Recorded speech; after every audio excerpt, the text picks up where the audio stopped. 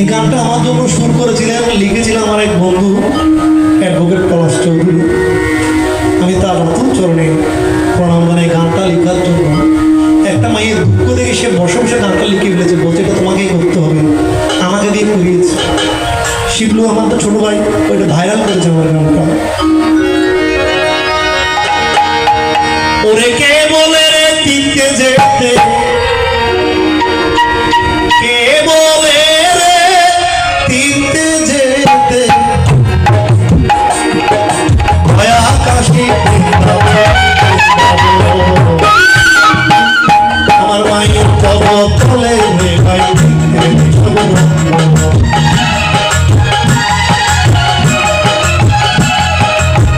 মায়ের কবর তলে ভাই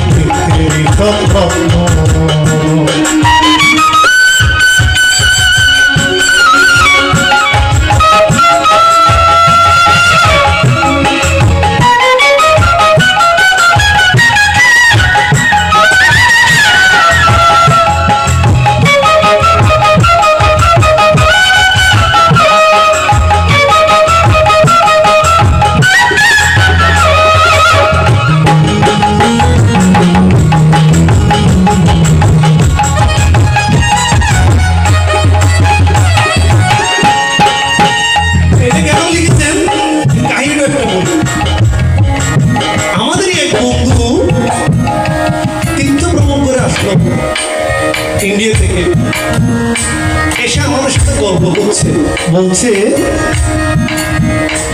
চট্টগ্রাম এয়ারপোর্ট থেকে উঠলাম, প্লেনে চলে গেলাম কলকাতা, কলকাতা থেকে চলে গেলাম বানারস, সেখান থেকে চলে গেলাম মুম্বাই, তারপরে দিল্লি, সব জায়গায় ঘুরলাম। পাহাড়ে কত সুন্দর, এই তীর্থ ভ্রমণ না করলে বোঝা যাবে না। তখন আমার বন্ধু তাকে জিজ্ঞেস করছে, ভাই কে কে গিয়েছিলিস? বলছে যে আমি গেলাম, আমার স্ত্রী গেছে, আমার শ্বশুর গেছে, আমার শাশুড়ি গেছে। এটাও কর্তব্য, শ্বশুর এবং শাশুড়িকে নেওয়াও কর্তব্য। আমি মনে করি তারাও মাতা পিতা, তাদেরকেও নেওয়া উচিত। আমি কোনো শ্বশুর শাশুড়ির মনে কষ্ট দিতে চাই, তাদেরকেও নেওয়া উচিত, কারণ তারা মেয়ে দিয়ে ছেলে গ্রহণ করেছে। তোমায় আর কে গেছে? বলছে হঠাৎ করে আমার স্ত্রী বললো, আমার বোনটাও একটু যেতে চাচ্ছে, আমার ভাইটাও যেতে চাচ্ছে। তো ভাই টাকা পয়সা কে দিয়েছে? আরে আমার কি টাকা পয়সার অভাব আছে নাকি? সব আমি নিয়ে গেছি। তো ভাই তোমার বাবা মা যায়নি, বাবা মাকে নিতে পারবে? বলছে আমার বাবা মা তো সে গেলে, বুঝেছো বাকি না? বলছে আমার বাবা মা শীতকালে কাঁটা চামচ দিয়ে খাওয়া যেতে পারে না। তো বললাম না শুধু মায়ের কোথায় হবে। বলতে রেস্টুরেন্টে বসে খেতে পারে না, চাইনিজ খেতে পারে না। আমার শ্বশুর শাশুড়ি খুব আপগ্রেড, তারা খুব আপডেটেড, তাদেরকে নিয়ে গেছি। এই তীর্থ ভ্রমণ হবে, এখানে গল্প করলেও হবে, কারণ বাঘের মা গঙ্গা পায় না। ভাগবতের প্রথম কথা হচ্ছে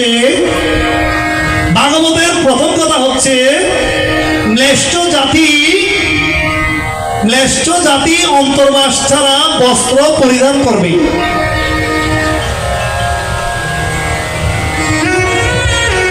বলছে ম্লেচ্ছ জাতি অন্তর্বাস ছাড়া বস্ত্র পরিধান করবে। আমরা যারা লুঙ্গি পরি, আমরা ভিতরে অন্তর্বাস করি? কেউ বলতে পারবে? ভাগবতের কথা। তারপর বলছে 1 ঘটির জল দিয়ে 7টা ঘটি পূর্ণ হবে। 1 ঘটির জল দিয়ে 7টা ঘটি পূর্ণ হবে।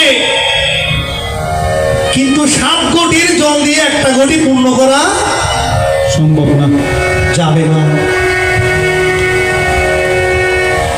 এক ঘটির খুবই মর্মান্তিক কথাটার মধ্যে বলছে, এক ঘটির জল দিয়ে 7টা ঘটি পূর্ণ করা যাবে এই কলিযুগে, কিন্তু 7টা ঘটির জল দিয়ে একটা ঘটি পূর্ণ করা যাবে না। তার অর্থ কি? এক মায়ের যদি 7টা সন্তান থাকে, মা 7টা সন্তানকে স্তনদুগ্ধ দিয়ে পালন করেছে না, কিন্তু 7টা ছেলে যদি থাকবে, দেখবেন মা যদি বলে বাবা, মার কথা বলবে না, মা দেখবেন খুব নিজেকে লুকিয়ে রাখে, নিজের কষ্টকে লুকিয়ে রাখে মা। বড় ছেলেকে বলে বাবা, তোর বাবা একটু তীর্থ ভ্রমণে যেতে যাচ্ছে, মা যেতে যাচ্ছে সেটা বলবে না, মার ইচ্ছে থাকলেও সেটা বিসর্জন দিবে। বড় ছেলে বলবে মা, আমার তো ব্যবসা কোনো সময় নেই, ব্যবসা করতে ব্যস্ত, তুমি মেজোকে বলবো। মেজো ছেলের কাছে যখন যাবে, মেজো ছেলে বলবে মা, আমি তো পাচ্ছি না, তুমি সেজোকে বলো। সেজো ছেলেকে যখন বলবো, বলছে তুমি কুলুকে বলো, কুলু বলবে তুমি নুনুকে বলো, নুনু বলবে টুনুকে বলো, টুনু বলবে সুনুকে বলো। আর বাঘের মা গঙ্গা পায় না।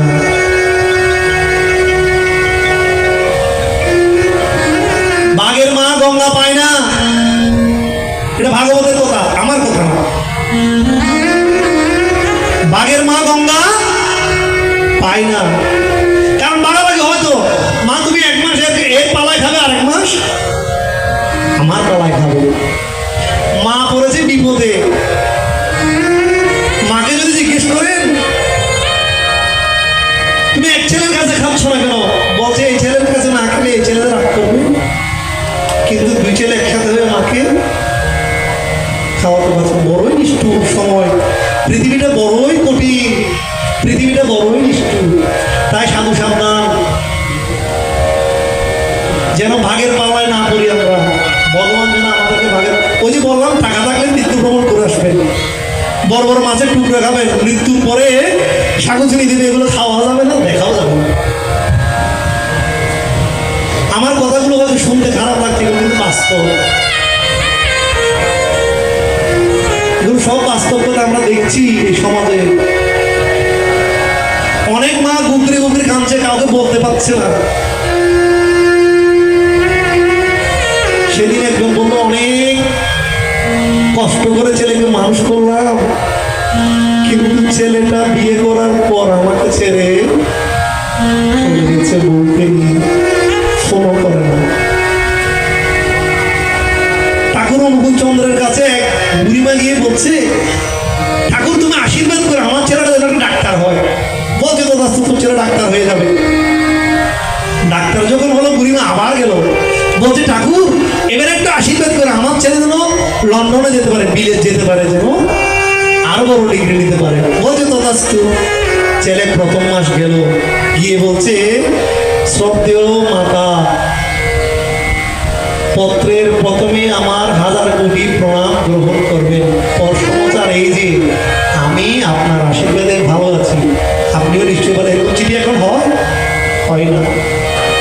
ছেলে 1 মাস চিঠি দিল, 2 মাস দিল, 6 মাস দিল, 1 বছর পর দিল, আর চিঠি আসে না। পরে মা জানতে পারে একটা বিলেতি বিয়ে করে ফেলেছে। তখন আবার ঠাকুরের কাছে গেল, বলছে ঠাকুর আমার ছেলে তো আমাকে আর চিঠি দেয় না, খবর নেয় না। বলছে বেডি, তুই চেয়েছিস তোর ছেলে ডাক্তার হোক, তোর ছেলে FRCS ডিগ্রি নিক, তোর ছেলে লন্ডনে যাক, তুই তো চাসনি তোর ছেলে মানুষের মতো মানুষ হোক। সবার কাছে জ্ঞান বিবেক বৈরাগ্য আছে, যার কাছে বিশেষ জ্ঞান আছে সে বিজ্ঞানী। তো বলছেন, বলছে মা বাবাকে নিয়ে যায় না, যায়নি কেন, বড়ই নিষ্ঠুর। বলছে আমার মা বাবা সেখানে, তাই বলছে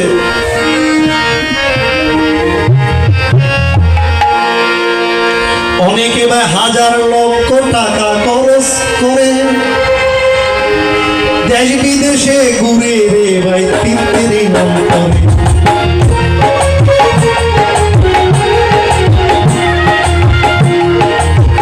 অনেকে ভাই হাজার লক্ষ টাকা খরচ করে দেশ বিদেশে ঘুরে রে ভাই তৃপ্তির অন্তরে ওরে তার ঘরে ভাই মা জননী তার ঘরে ভাই মা জননী তার ঘরে ভাই মা জননী আয়না খেতে ঠিক মতো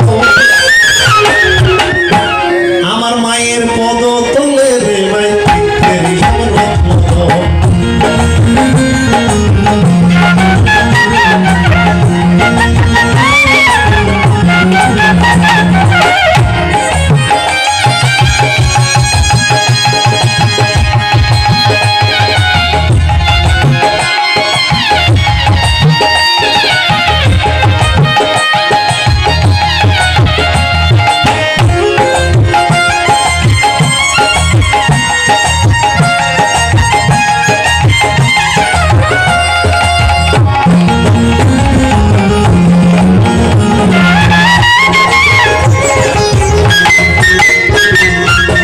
মায়ের মতো অমূল্যবান এই জগতে নাই ওরে যখনই পাও কাটাও সময় মায়ের সেবায় মায়ের মতো অমূল্যবান এই জগতে নাই ও যখনই পাও কাটাও সময় মায়ের সেবায় তোর সবকিছু যে হবে বাবা ও তোর সবকিছু যে হবে বাবা সবকিছু যে হবে বাবা সবকিছু যে হবে বাবা থাকলে খুশি মায়ের মায়ের মত মায়ের পদ তলে ভাই তৃপ্তির রত্ন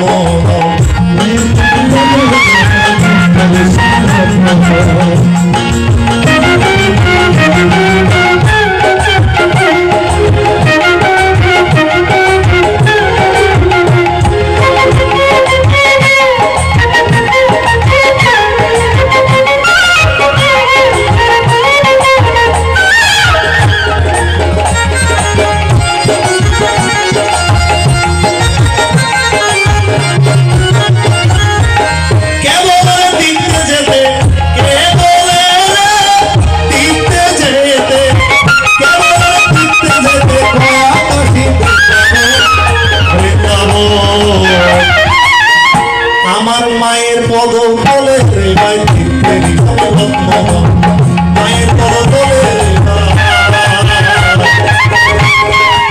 তৃপ্তির